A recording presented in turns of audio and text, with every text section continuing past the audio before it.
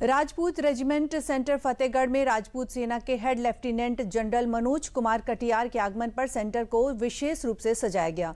उन्होंने शहीद स्मारक पर पुष्प चक्र अर्पित कर विजिटर बुक में अपने विचार लिखे। प्रेस वार्ता में उन्होंने वरिष्ठ सेनाधिकारी और ऑपरेशन सिंदूर के हीरो कर्नल अमित कुमार का परिचय कराया, जिन्होंने पहलगाम में आतंकियों को मार गिराने की कमान संभाली थी।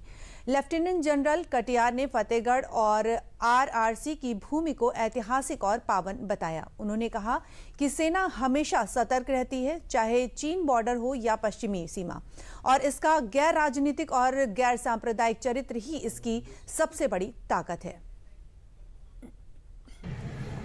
फतेहगढ़ एक बहुत प्राचीन नगरी है और राजपूत रेजिमेंटल सेंटर का फतेहगढ़ से एक बहुत अटूट रिश्ता है। अगर इतिहास में जाएं तो फतेहगढ़ में पहला जो किला था वो 1720 में बना था।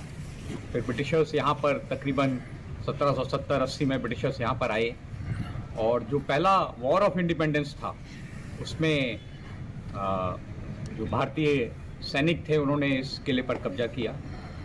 उसके बाद 1921 में राजपूत रेजिमेंटल सेंटर फतेहगढ़ में स्थापित हुआ और तकरीबन पिछले 100 वर्ष से अधिक की अवधि में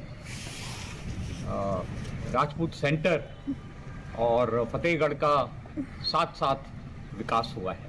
देखो, करने का तरीका ये होता है कि हम हर वक्त 24 घंटे तैयार रहते हैं और वो इसी दिन के लिए तैयार होते हैं जिस चीज़ को हमें अंजाम देना होता है। पहलगाम के बाद हमें पता था कि हमने इसको सबक तो सिखाना है और वही हमारी सभी तैयारियां थी।